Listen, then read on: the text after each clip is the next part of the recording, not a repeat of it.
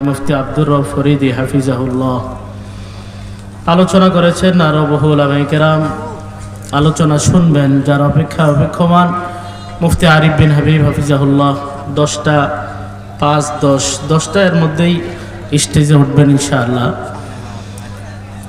এর ফাঁকে আমি আপনাদের সম্মুখে রাসূল করিম সাল্লাল্লাহু আলাইহি ওয়াসাল্লামের পবিত্র জবান মিশ্রিত হাজারো লাখো হাদিস থেকে একটি হাদিসের অংশ বিশেষ তিলাওয়াত করেছি। আয়াত এবং হাদিসের আলোকে যত সামান্য মুযাকারা করি আমি আমার আলোচনা ইতি টানব। আল্লাহ পাক রব্বুল আলামিন আজকের আয়োজনকে কবুল করেন, সকলে বলে আমিন।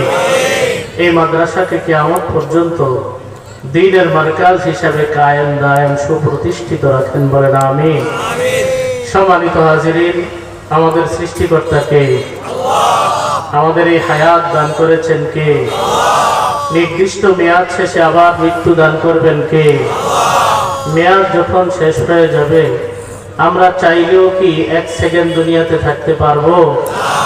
মেয়াদ যদি শেষ না হয় আমরা কি চাইলেও দুনিয়া থেকে যেতে পারবো? কয়েকটা বিষয়। 1 নম্বর বিষয় হলো এই হায়াতের মালিক আল্লাহ তাআলা। 2 নম্বর বিষয় হলো এই মৌতের মালিকও কে? আল্লাহ তাআলা। মৌতটা সুনির্ধারিত, কেউ আগেও মরতে পারবে না, কেউ পরেও মরতে পারবে না, ঠিক কিনা বলেন? আগেও মরতে পারবে না, বিষয়টা কেমন? অনেকে তো আত্মহত্যা করে, অনেকে সুসাইড করে, নাউজুবিল্লাহ, করে না? আত্মহত্যা যারা করে, চেষ্টা যারা করে, সবাই কি মরে? বলে না, সবাই কি মরে? অনেকে বিষ খায়, এই বিষ বের করার জন্য, বমি করানোর জন্য নাপাক খাওয়ানো হয়, পচা ডিম খাওয়ানো হয়। এখন না আধুনিক যুগ হয়েছে, ছোটবেলায় আমরা কি শুনতাম, ঠিক কিনা বলেন? হ্যাঁ, বিষ খাইয়া মরতে চাইছিল, পরে পচা ডিম খাওয়াইয়া একদম বমি করাইয়া সব বিষ বের করে ফেলা হয়েছে। এটা হলো গ্রামীণ ট্রিটমেন্ট। ঔষধপত্র ছাড়া, ডাক্তারদের সহযোগিতা ছাড়া গ্রামীণ ট্রিটমেন্ট ছিল এটা। তার মানে বোঝা যায় আত্মহত্যা করার চেষ্টা করলেও সবাই মরে না, ঠিক কিনা বলেন? যে মরছে বোঝা গেল তার মরণ ওইভাবেই ছিল, ঠিক কিনা? এই জন্য এই বিষয়গুলো আমাদের খেয়াল রাখতে হবে। আমার আপনার হায়াতটা সীমিত, অসীম কোন হায়াত নিয়ে আমি আপনি দুনিয়াতে আগমন করি নাই, ঠিক কিনা বলেন? একেবারেই সীমিত আল্লাহর পক্ষ থেকে ধরা বাঁধা হায়াত নিয়ে আমি আপনি দুনিয়াতে আগমন করেছি। বিখ্যাত বুজুর্গ হযরত হাসান বসরি রাহমাতুল্লাহি আলাইহি ডাক দিয়া বলেন, ইয়া আদম, হে আদম সন্তান, ইন্নাকা আনতা আইয়াম, তোমার জীবনটা হলো কয়েকটা দিনের সমষ্টি মাত্র। তোমার হায়াত যদি হয় 50 বছর, 360 দিয়ে গুণ দিলে যত দিন হয়, তোমার হায়াতটা হলো এই কয়েকটা দিনের সমষ্টি, ঠিক কিনা বলে? ফাইন যাহাবা ইয়াউমুন, যদি একটা দিন চলে যায়, একটা সপ্তাহ চলে যায়, একটা মাস চলে যায়, একটা বছর চলে যায়, অর্থাৎ হলো তোমার জীবনের একটা অংশ ক্ষয় হয়ে যায়, ঠিক কিনা বলে? এই জন্য দুনিয়াতে আসার সিরিয়াল আছে, যাওয়ার কিন্তু কি নাই? বলে না, আসার সিরিয়াল আছে, যাওয়ার কিন্তু কি নাই? সিরিয়াল নাই। দুনিয়াতে আগে আসে দাদা নানা, এরপরে আসে বাবা মা, এরপরে আসে তাদের সন্তান। কিন্তু বাবার কাঁধে সন্তানের লাশ, দাদার কাঁধে সন্তানের লাশ, নাতির লাশ, হয় কি হয় না? এই জন্য এই বিষয়গুলো আমাদেরকে খেয়াল রাখতে হবে। অনেক বয়ান হয়, অনেক নসিহত হয়, সবকিছুই ঠিক আছে। এই সব কিছুর মধ্য দিয়েও আমার আপনার মৌতের মুরাকাবা, মরণের স্মরণ করার দরকার আছে না নাই? বস্তুবাদী ব্যবস্থাগুলো এমন হয়ে গেছে যে যত পারে মানুষকে কিভাবে মৌত থেকে গাফেল রাখতে পারে এই ব্যবস্থা। বাস একটাতে উঠবেন, 1 ঘন্টার সফর, দেখবেন ওমা সামনে টিভি, আরো কত কিছু নাটক দেখো, নাচতে নাচতে তুমি এবার গিয়ে নামো, মাঝখানে অ্যাক্সিডেন্ট হইলে এই নাচন দেখা অবস্থায় তোমার মরণ হবে, ঠিক কিনা বলে? আচ্ছা, বরিশাল গেলাম, ভোলা গেলাম সফরে, এবার কেবিনে তো আছে একদম পাবলিক ডেকে যেখানে বসা, বিশাল এক টিভি দেওয়া, অর্থাৎ মরণ থেকে গাফেল করার যত আয়োজন, বস্তুবাদী ধ্যান ধারণা, এই সব আয়োজন করে রাখে, ঠিক কিনা বলে? আচ্ছা, বিমানে থাকলে মরণের আশঙ্কা কম থাকে না বেশি থাকে?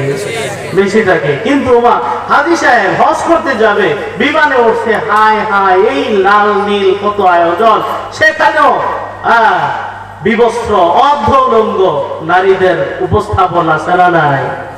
মনে আছে না নাই? এই লাল নীল রং চটা এত আয়োজন, এই সব কিছু কেন? মরণ থেকে গাফেল করার জন্য। ইমানদার বান্দা কখনোই তার মরণ থেকে কুশ্চিন কালেও গাফেল হতে পারে না, ঠিক না বলেন? ইমানদার বান্দা হাসি করবে, খুশিতে থাকবে, যে অবস্থায় থাকুক না কেন, তার আখেরি অবস্থা, তার মরণের অবস্থা থেকে সে কখনোই গাফেল হতে পারে না। নবীজি সাল্লাল্লাহু আলাইহি ওয়াসাল্লাম একবার সাহাবায়ে কেরামের মজমায় আসলেন, মসজিদে আসলেন। আসার পর দেখলেন সাহাবায়ে কেরাম একটু খোঁজ গল্পে লিপ্ত। আচ্ছা বলেন তো, সাহাবায়ে কেরামের খোঁজ গল্প আর আমাদের চায়ের আড্ডাবাজি, বিড়ির আড্ডাবাজি, দুইটা কি একরকম? বলেন একরকম? আমাদের আড্ডাবাজি তো হয় অমুকের ভূতে কি করছে, তমুকের মাইয়া কি করছে, অমুকে কি করছে, কার পিছনে লাগছে, এই সব গীবত শেখায় সব কিছু হয় আমাদের এই চায়ের আড্ডায়, ঠিক না বলে? সেখানেই দুঃখজনক হলেও বাস্তব সত্য, আমাদের অনেক মুরব্বী চাচারা সেখানেই সকাল কাটায়, সেখানেই দুপুর কাটায়, সেখানেই রাত বিরাত কাটায়। এক হাতে চা আরেক হাতে বিড়ি, সামনে মেয়েদের নাচন, বিটিভিতে চলতেছে চলতেছে, এভাবেই কাটতেছে দিনকাল, এভাবেই চলতেছে সপ্তাহকাল, ঠিক না বলে? এই জন্য সাহাবায়ে কেরামের মজলিস আর আমাদের মজলিস আড্ডাখানা দুইটা কিন্তু একরকম না। তো সাহাবায়ে কেরাম একটু খোঁজ গল্পে ব্যস্ত। নবীজি সাল্লাল্লাহু আলাইহি ওয়াসাল্লাম আয়েশা এই অবস্থাটা দেখা, নবীজি একটা বিশেষ অবস্থায় ছিলেন, আল্লাহর নবী এই চিত্রটা পছন্দ করেন নাই। দাখালা রাসূলুল্লাহ সাল্লাল্লাহু আলাইহি ওয়াসাল্লাম মুসাল্লা ফারাআ কাআন্নান নাস ইয়াকতাশিরুন। আল্লাহর নবী আগমন করলেন মসজিদে। আয়েশা দেখলেন যে সাহাবায়ে কেরাম একটু খোঁজ গল্প, একটু হাসি খুশিতে ব্যস্ত। আল্লাহর নবী একটা ধমক দিলেন, মৃদু ধমক।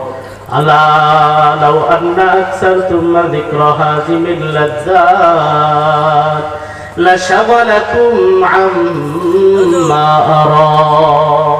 হে সাহাবীরা, তোমরা যদি মরণের কথা বেশি বেশি স্মরণ করতা, আমি তোমাদেরকে এই অবস্থায় দেখতাম না, তোমাদের চেহারায় এত হাস্যোজ্জ্বল থাকতো না, তোমাদের চেহারায় মৃদু চিন্তার ভাস থাকতো, আখিরাতের ফিকির যদি থাকতো, এতটা হাসি খুশি তো তোমাদেরকে আমি দেখতাম না।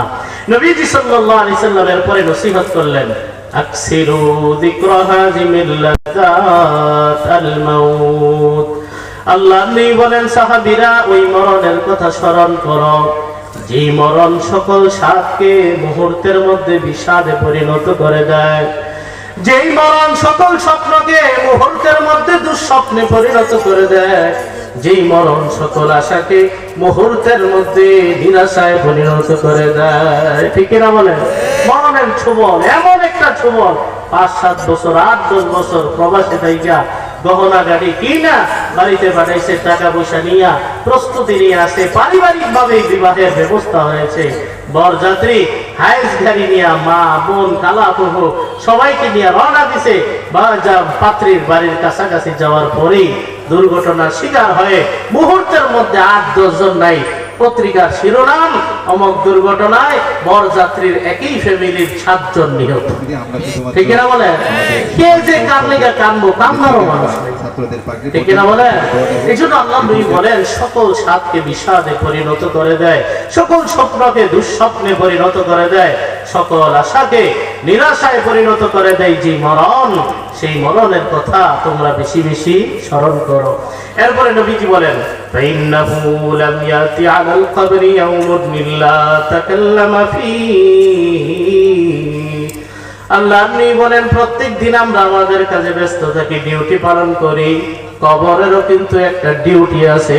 এই কবর প্রত্যেক দিন তার ডিউটি পালন করে।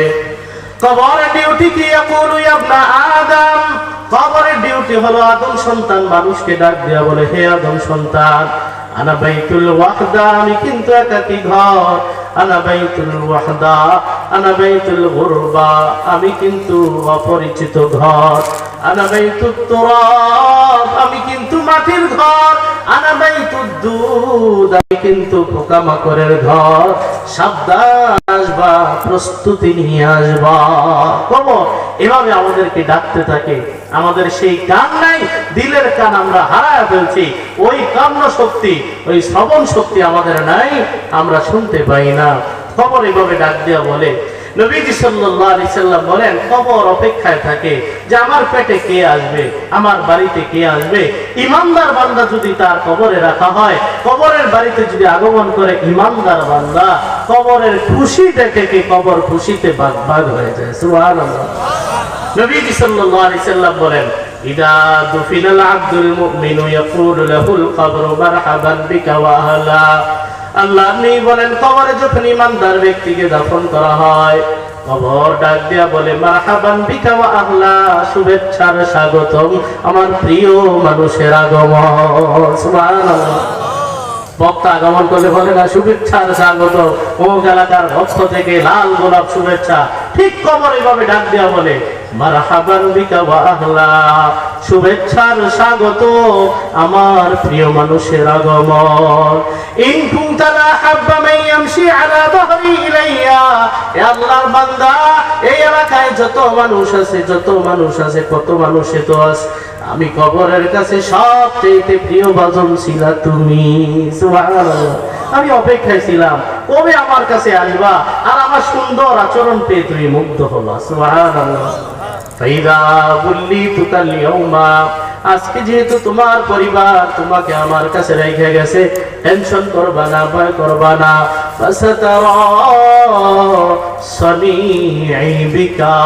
তোমার সঙ্গে আমার মেহমানদারি, আমার আপ্যায়ন, আরে আমাদের অ্যাক্টিভিটি, আমার আচরণ কত সুন্দর হয় তুমি দেখতে পাইবা। সুবহানাল্লাহ। তো ইমানদার বান্দা খুশিতে বাগ হয়ে যায়, কবর থেকেই তার প্রশান্তির জগৎ শুরু হয়ে যায়। সুবহানাল্লাহ। এরপরে কি করবে সেটা আরেক হাদিসে আমি বলবো। নবীজি সাল্লাল্লাহু আলাইহি সাল্লাম বলেন, বান্দা যদি ইমানদার নেককার না হইয়া বদকার কোন বান্দা হয়, ওয়াইদা দুফিনাল আবদুল ফাজিরু ইয়াকুলু লাহুল কবরু লা মারহাবান বিকা ওয়া আহলা, পাপিষ্ট বান্দাকে যখন কবরে রাখা হয়, কবর একটা ধমক দিয়া বলে, না না, তোর জন্য নাই কোনো শুভেচ্ছা, নাই কোনো স্বাগতম, কেন আসছো তুই আমার কাছে? এক ধমক দে, বেটা তুই কেন আসছিস? হ্যাঁ, আমি তো তোরে চাই নাই, তুই কেন আসলি আমার কাছে? ইন কুনতা লা আবগাদা মান ইয়ামশি আলা যাহরি ইলাইয়া, এই এলাকার মধ্যে আমার উপর দিয়া যত মানুষ বিচরণ করে, তুই ছিলি আমার কাছে সবচেয়ে ঘৃণার পাত্র। নাউজুবিল্লাহ বলে। ফাইদা উল্লিতুকাল ইয়াউমা, আজকে যেহেতু তোর পরিবার তোকে রাখে নাই, তোর বন্ধু বান্ধব তোরে রাখে নাই, তোর ছেলা মুন্ডা তোরে রাখে নাই, দলের নেতা কর্মীরাও তোর পাশে নাই, আজকে সবাই তোর মায়া ত্যাগ কইরা দিয়া তোরে আমার কাছে রাইখা গেল। তোর সঙ্গে আমার আচরণ কত খারাপ হয়, খারাপ আচরণ কত প্রকার ও কি কি, হারে হারে তুই টের পাইবি বেটা, টের পাইবি। এমন ধমক দেয় কবর, তার সঙ্গে এমন আচরণ করে, বেচারা ভয় পাওয়া যায়। এই কবর থেকেই তার অশান্তির জগৎ শুরু। এই জন্য মুসলমান মনে রাখতে হবে, কবর যদি শান্তিময় হয়, বুঝতে হবে তার পরের মারহালাগুলো আরো শান্তিময়। সুবহানাল্লাহ। এই জন্যই হযরত ওসমান রাদিয়াল্লাহু তাআলা আনহুর ব্যাপারে বর্ণনা আছে, কানা উসমান ইদা ওয়াকাফা আলাল কবরি বাকা। হযরত ওসমান রাদিয়াল্লাহু তাআলা আনহু রাস্তা দিয়ে যাচ্ছেন, কবর যদি সামনে আসতো, এই পরিমাণ কান্নাকাটি করতেন, কাঁদতে কাঁদতে ওনার দাড়ি মুবারক ভিজে যেত, এত কাঁদতেন। আশেপাশে যারা আছেন তারা বলতে, হযরত তাযকুরুল জান্নাতা ওয়া তাযকুরুন নার ওয়া লা তাবকি ওয়া তাবকি মিন হাযা।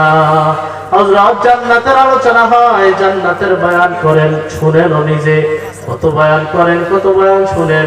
জান্নাতে যাওয়ার আশায় কখনো তো আপনাকে এই পরিমাণ কাঁদতে দেখি না। জাহান্নামের আলোচনা হয়, জাহান্নামের বয়ান হয়, কত বয়ান করেন, কত বয়ান শুনেন, জাহান্নামের ভয়াবহতা শুনে জাহান্নাম থেকে বাঁচার জন্য এই পরিমাণ কাঁদতে তো আপনাকে দেখি না। কবর দেখলে আপনার অবস্থা এমন হয় কেন? ফুফায়া ফুফায়া কাঁদতে থাকে কবর দেখলে।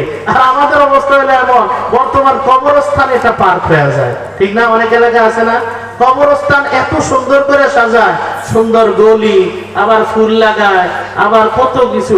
এখন কবরস্থানে গিয়া যে কবর কবর ভাব হবে, একটা গাম্ভীর্য, একটা প্রেম পতন, নীরবতা, সেটা আর এখন কবরস্থানে গেলে পাওয়া যায় না। ঢাকা শহরের কবরস্থানগুলো বিশেষভাবে অনেক কবরস্থান এমন যে তোমার এনে হাঁটতে যায় মানুষ সকাল বিকালে, এটা কোনো কথা? কবর তো হবে এমন যে ডরেও যেতে মন চাইবে না, মাঝে মাঝে যাবে মরণকে স্মরণ করার জন্য, ঠিক না বলেন? কবর এত সুন্দর, কবর এত ফিটফাট, কবর এত পয় পরিষ্কার, এগুলা কি? এগুলা না হওয়া উচিত। কবর কবরের মতোই থাকবে, গাম্ভীর্যওয়ালা থাকবে। এখন কবর হয়ে গেছে এমন রাত্রে 1টা বাজে একা যায়, ঠিক না বলেন? কবর এটা এমনটা থাকা উচিত না। কবর কবরের মতোই থাকা উচিত, যেখানে গেলে কবরের কথা মনে পড়বে, যেখানে গেলে আখিরাতের কথা মনে পড়বে, যেখানে গেলে আমার পরকালের কথা মনে পড়বে। তো তখন হযরত ওসমান রাদিয়াল্লাহু তাআলা আনহুকে বলা হলো, আপনি কবর দেখলে এই পরিমাণ কান্নাকাটি করেন, ব্যাপারটা কি?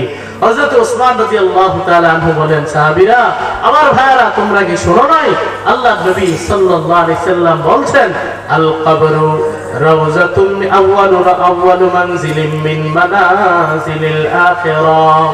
আল্লাহ নবী বলেছেন, কবরটা হলো আখিরাতের প্রথম ঘাঁটি। কবর কি? আখিরাতের প্রথম ঘাঁটি। ফাইন্না জামিনহু ফামা বাদাহু আইসার।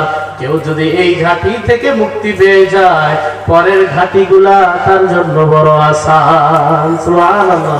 কবর নামক ঘাঁটি থেকে আরো মুক্তি মিলে গেছে, পরের ঘাঁটিগুলা তার জন্য সহজ হয়ে যাবে, এগুলা কোনো টেনশনেরই আর কারণ থাকবে না। সুবহানাল্লাহ। নবী বলেন, ওয়া ইল্লাম ইয়ানজু মিনহু ফামা বা'দাহু আইসার। এই ঘাটির মধ্যে কেউ যদি ধরা খেয়ে যায়, পরের ঘাটিগুলা তার জন্য বড় কঠিন হবে। পরের ঘাটিগুলা তার জন্য এক একটা ধাপ বড় কঠিন হয়ে যাবে, এক একটা ধাপ আগের ধাপের তুলনায় আরো মহা মুশকিল হবে। এই জন্য মুসলমান, কবরের জীবন শান্তিমুখ হয়ে আমরা চাই কি চাই না?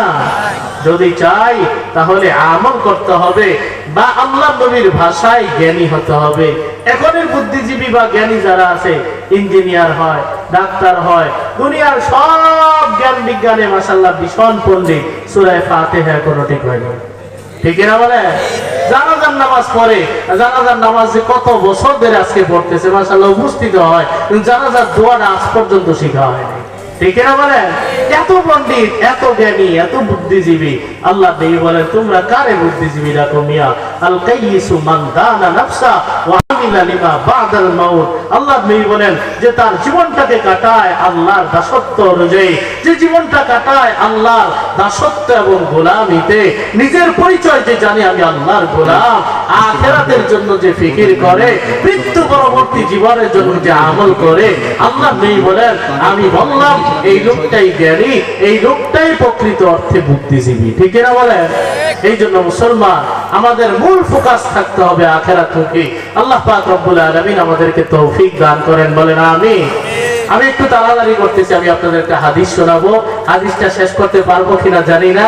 হাদিসটার মধ্যে নবীজি সাল্লাল্লাহু আলাইহি সাল্লাম বলে দিয়েছেন, ইমানদার বান্দার মরণটা কত সুন্দর হবে, তার আখিরাতের প্রথম ঘাঁটি কবরের অবস্থাটা কত সুন্দর হবে, আর বেঈমান নাফরমান বান্দার মরণটা কত কঠিন হবে এবং কবরের জগৎটা কত ভয়াবহ হবে, এই বিবরণটা এখানে আছে। হাদিসের বর্ণনাকারী সাহাবী হযরত বারা ইবনে আযিব রাদিয়াল্লাহু তাআলা আনহু। দেখবেন দুনিয়ার মধ্যে এক পাড়ার মানুষ মারা গেলে জানাজায় অংশগ্রহণ করার জন্য আরেক পাড়ার মানুষ যায় না, ঘোষণা হইলে এভাবে যায়। তো সাহাবী বলেন যে আনসারী একজন সাহাবী ইন্তেকাল করলেন, এই সাহাবীর জানাজায় অংশগ্রহণ করার জন্য নবীজিও গেলেন, আমরাও নবীজির সঙ্গে বের হলাম। এরপরে ওখানে গিয়া নবীজি লম্বা বিস্তর একটা হাদিস বলেছেন। এই হাদিসের মধ্যে দুই পক্ষ, ইমানদার বেঈমান, দুই পক্ষের মরণ এবং কবরের অবস্থাটা বিস্তারিত ভাবে তুলে ধরেছেন। আমি আপনাদেরকে হাদিসটা শোনাই, একটু মনোযোগ দিয়ে শুনবেন। হুজুর হয়তো কাছাকাছি চলে এসেছেন নাকি? বলছি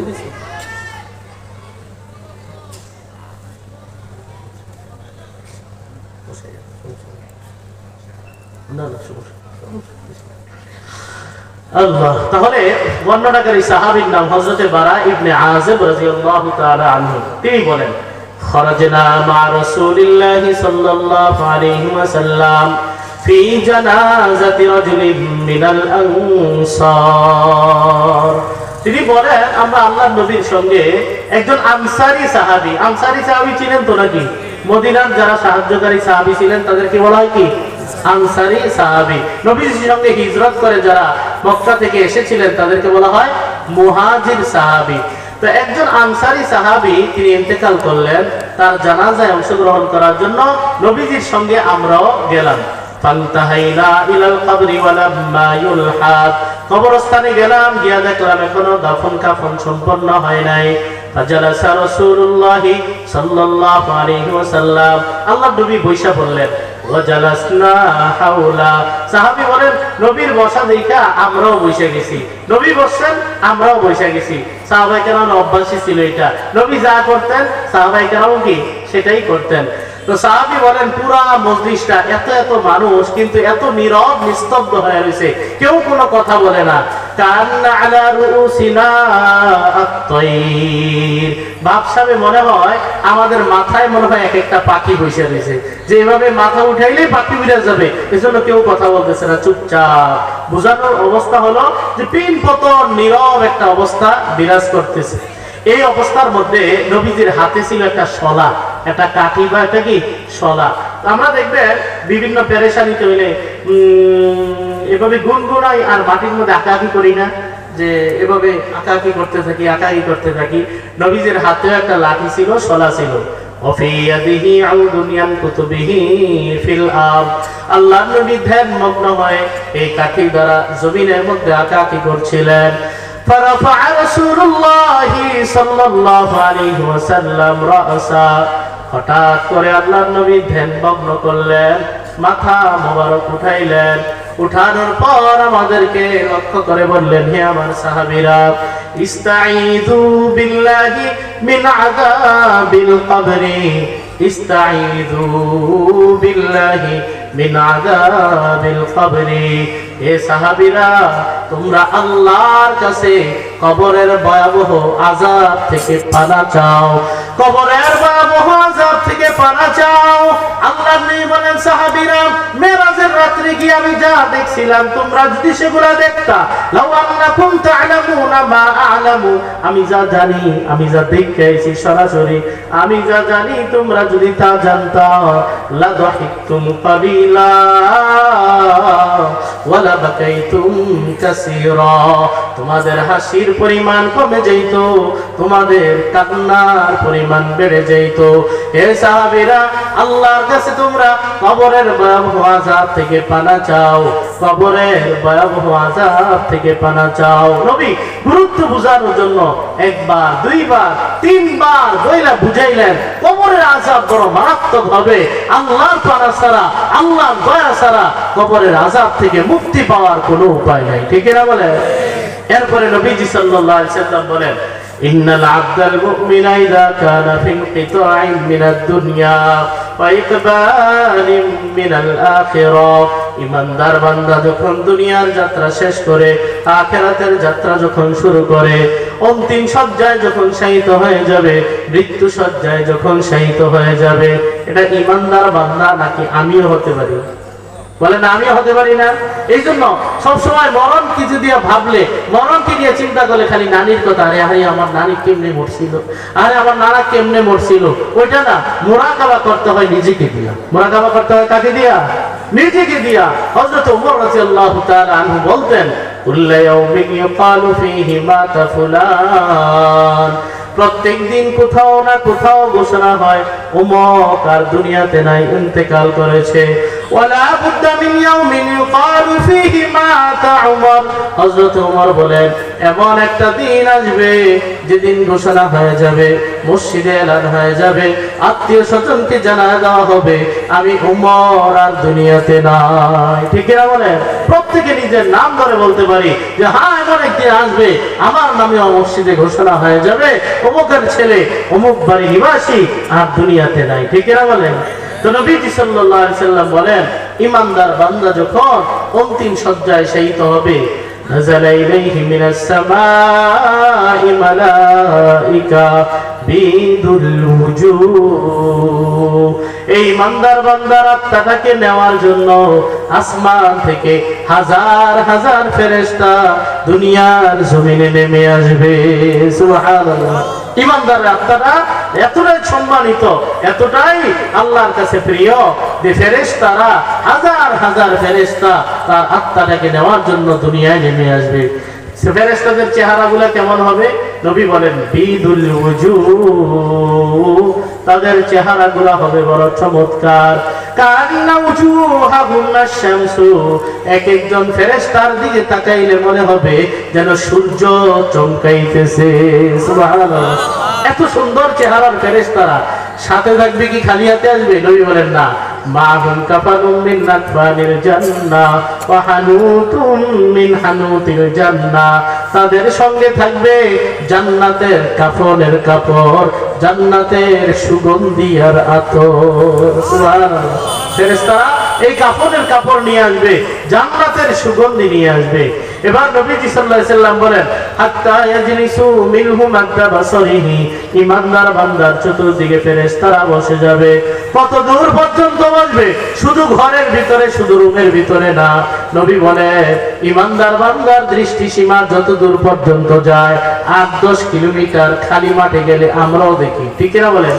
খালি মাঠে আমরা তাকাইলে মোটামুটি 8-10 কিলোমিটার দেখি না? নবী বলেন দৃষ্টি সীমা যত দূর পর্যন্ত যায়, ফেরেশতারা তত দূর এরিয়া পর্যন্ত তার চতুর্দিকে বসে পড়বে। সুবহানাল্লাহ, বৈশা কি করবে? অপেক্ষায় থাকবে। প্রধান সার মালাকুল মাউত আজরাইল আলাইহিস সালাম আগমন করবেন।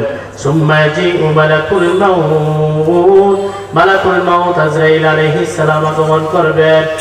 হাত্তা ইয়াজলিসা ইনদা রাসিহি, শিয়রের কাছে বসবেন। দেখবেন আমরা কোন রোগীকে দেখতে গেলে তার মাথার কাছে বসি, কপালে হাত দিয়ে বলি হাজি সাহেব কেমন লাগতেছে, নানা চাচা কেমন লাগতেছে, বলি কিনা? এভাবে সুন্দরভাবে ফেরেশতা তার শিয়রের কাছে বসবে। বসার পরে এমন চমৎকার ভাবে তাকে ডাক দিবে, আইয়াতুহান নাফসুত তাইয়্যিবা উখরুজি ইলা মাগফিরাতিন মিনাল্লাহি ওয়া রিদওয়ান। ফেরেশতা ডাক দিবে, হে ইমানদারের পবিত্র আত্মা, আল্লাহর সন্তুষ্টি, আল্লাহর ক্ষমার পুরস্কারের ঘোষণা নিয়া তুমি সুসংবাদ গ্রহণ করতে করতে দেহ থেকে বের হয়ে আসো। সুবহানাল্লাহ, এই সংবাদ শোনার পরে ইমানদারের আত্মা অস্থির হয়ে যাবে, দুনিয়ায় আর থাকতে চাইবে না, পেরেশান হয়ে যাবে।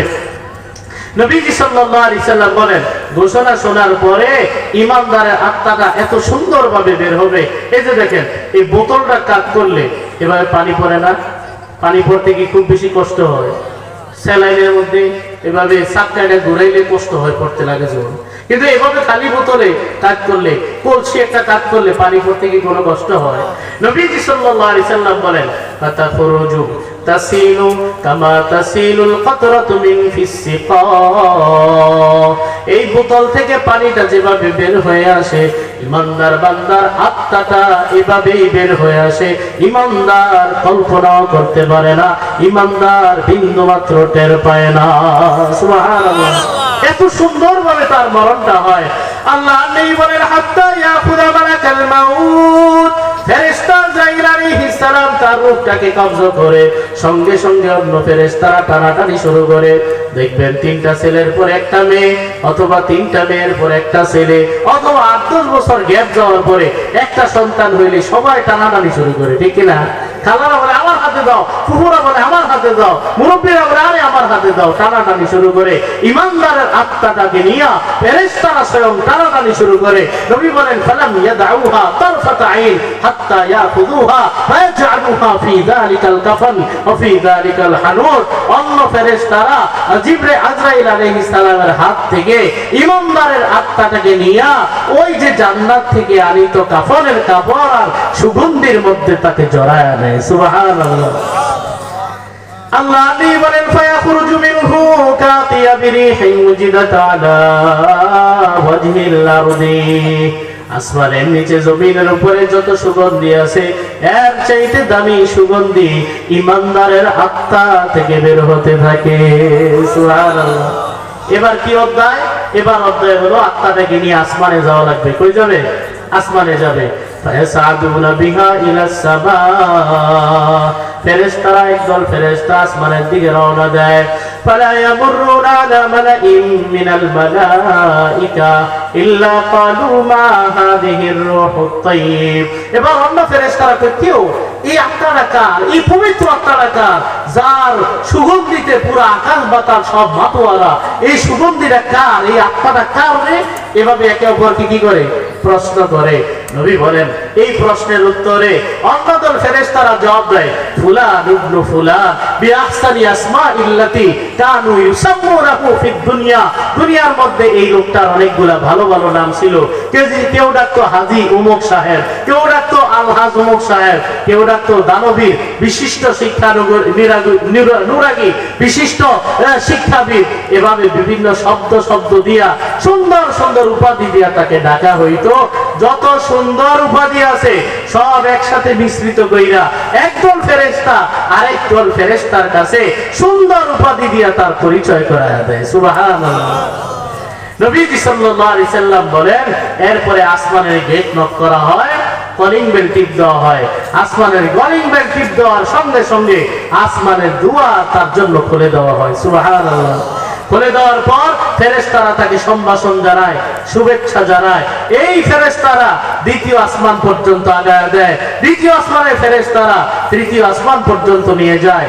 নবী বলেন ফাইশাইয়ুহু মিন কুল্লি সামাইন মুকাররিবুহা ইলা সামাইল্লাতী তালিহা। প্রত্যেক আসমানের ফেরেশতারা ঈমানদারের আত্মাটাকে এত পছন্দ করে তার সম্মানে পরের আসমান পর্যন্ত তাকে আগায়া দেয়। সুবহানাল্লাহ। মেহমানকে দেখবেন গেট পর্যন্ত আগায়া দেয়, গাড়ি পর্যন্ত আগায়া দেয়, অটো দিয়া মেন রাস্তায় উড়ায়া দেয়, ঠিক না বলেন? তো ঈমানদারের আত্মাটাকে এভাবে শুভেচ্ছা জানাইয়া পরের আসমান পর্যন্ত এভাবে নিয়ে যায়। হাত্তা ইউনতাহা বিহা ইলা সামাইস সাবিআ।